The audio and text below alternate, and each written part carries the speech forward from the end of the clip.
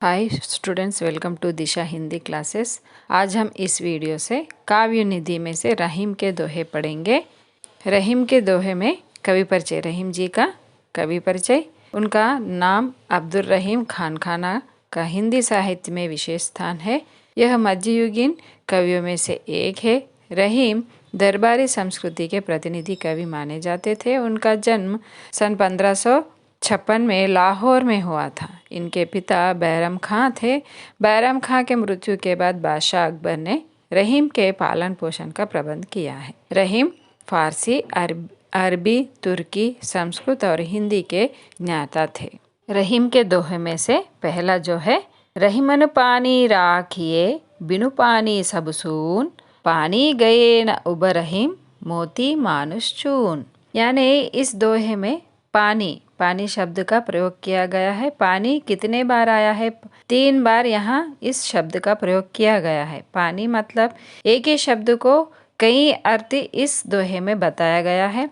अंत में मोती मानुष चून, मोती यानी पर्ल, मानुष यानी मनुष्य और चून यानी चूरन हो सकता है, जैसे पाउडर हो सकता है, आटा हो सकता है, चूना हो सकता है। पानी का अर्थ इस दोहे में पहले शब्द में पानी बताया गया है, दूसरे वाक्य में पानी का शब्द चमक बताया है, तीसरे वाक्य में पानी का शब्द जैसे कि विनम्रता या मान सम्मान, इस तरह इस पानी शब्द का 3 अर्थ बताया गया है।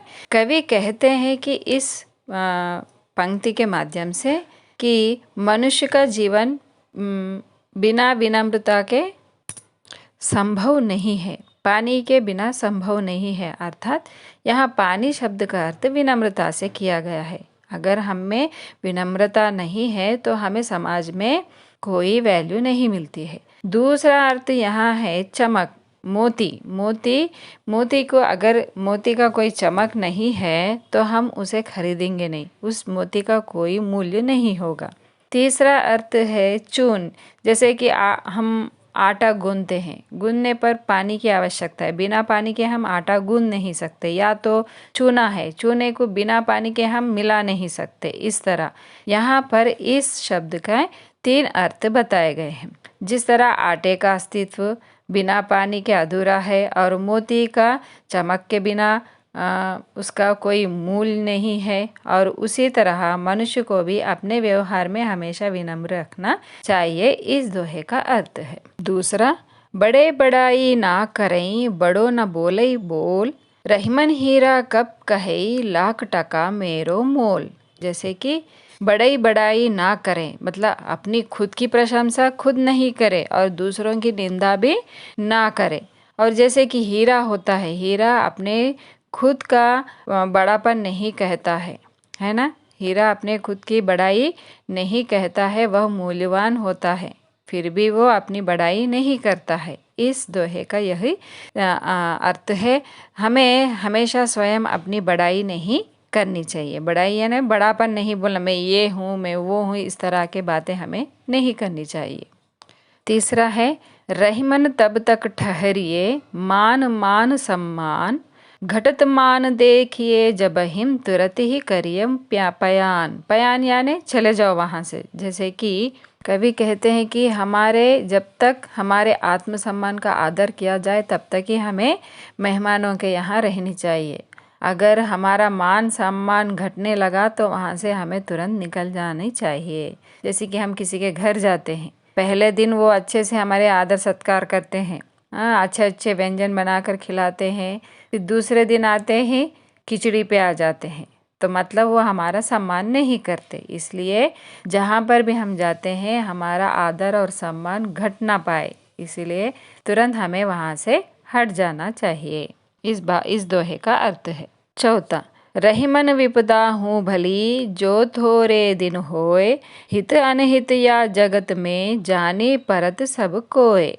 कवि कहते हैं अगर हमें परेशानी आती है तो हमें घबराना नहीं चाहिए, बल्कि संकट को, समय को भी अच्छा समझ लेना चाहिए। और समय हमें पता चलाता है, उसी समय में हमें पता चलता है कि हमारा अपना कौन है और पराया कौन है। कब हमें दुख आते हैं इसीलिए हमें हमारे मन को शांत रखने चाहिए और घबराना नहीं चाहिए।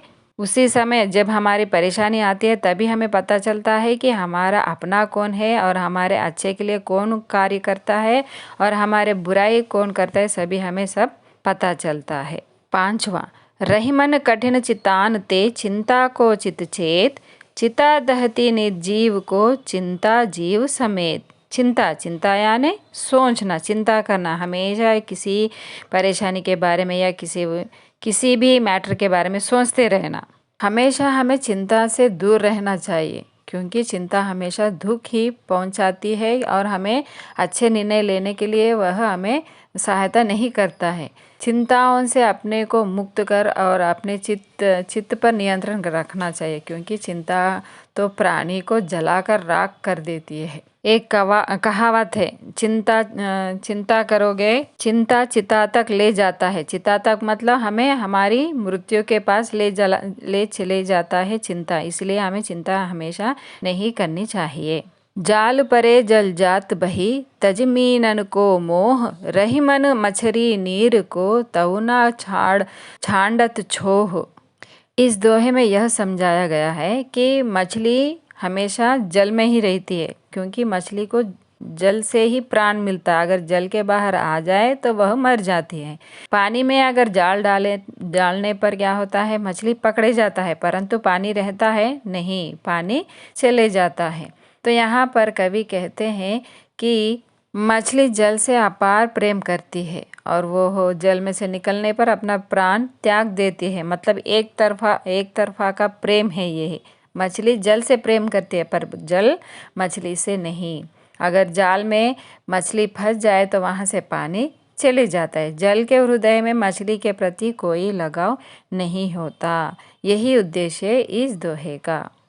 बिगड़ी बात बनई नहीं, लाख करो किन कोय, रहीमन फाटे दूध को मथे न माखन होय। कवि कहते हैं कि मनुष्य को सोच समझकर व्यवहार करना चाहिए, मतलब कार्य करने चाहिए, क्योंकि किसी कारणवश यदि बात बिगड़ जाती है तो उसे सूझबूझ से उसे बनाना चाहिए, मतलब उस विषय को बिगाड़ने नहीं देना चाहिए।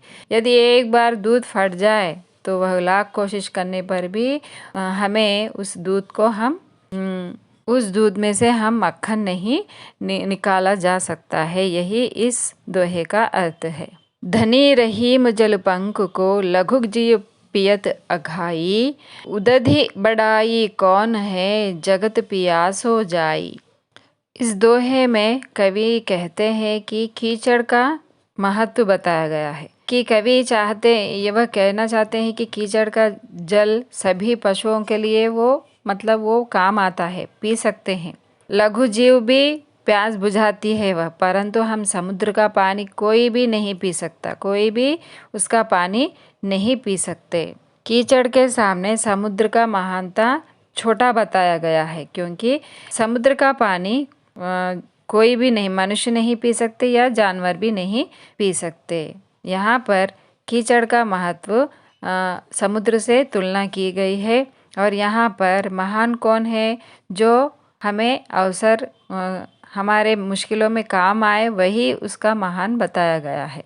इसका अर्थ है जो दूसरों के काम आते हैं वही महान है। 9वां जो दोहा है, समय पाए फल होत है, समय पाए झरि जाए, सदा रहे नहीम एक सी, का रहीम पछताए। इस दोहे में कवि ने यह समझाया है, क्यों दुखी होते हो तुम, दुखी से दुखी हो और क्यों पछता रहे हो मैं दुखी हूँ करके। जीवन में सुख और दुख आते हैं तो सुख भी आएंगे, सुख आता है तो दुख भी जरूर आएंगे। उसी तरह वृक्ष में फल से लद जाते हैं, है ना, फलों से भरपूर हो जाते हैं, फिर थोड़े दिन बाद वो सारे फल भी झड़ जाते हैं, पत्ते भी झड़ जाते हैं, फिर नए फूल आते हैं, नए फल आते हैं। यही हमें ध्यान में रखना है और हमेशा यही नहीं सोचना है कि हमें दुखी क्यों आते हैं। दुख भी आते हैं जीवन में हमारे और सुख भी आते हैं। समय के गति को हमें पहचानना चाहिए और उसे समझकर हमें चलना चाहिए। जो गरीब की मदद करता है वो हमेशा महान होता है। अंतिम दोहा, जो गरीब पर हित करें तो रहीम बड़ लोग, कहाँ सुदामा बापुरो कृष्ण मिताई जोग। यहाँ पर सुदामा और कृष्ण जी की मित्रता के बारे में बताया है। कृष्ण जी अपने मित्र सुदामा की किस तरह उन्होंने सहायता की। जैसे कि गरीब को अगर मदद करने वाले व्यक्ति हमेशा महान होते हैं, भगवान समान होते हैं। यहाँ पर भगवान कृष्ण जी और सुदामा के मित्रता के बारे में बताया गया है इस दोहे में। तो स्टूडेंट्स, मैं आशा करती हूँ कि आपको यह वीडियो अच्छा लगा हो तो मेरे वीडियो को लाइक कीजिएगा, अपने मित्रों को शेयर कीजिएगा और मुझे सपोर्ट करने के लिए मेरे चैनल को सब्सक्राइब कीजिएगा। धन्यवाद। Thank you.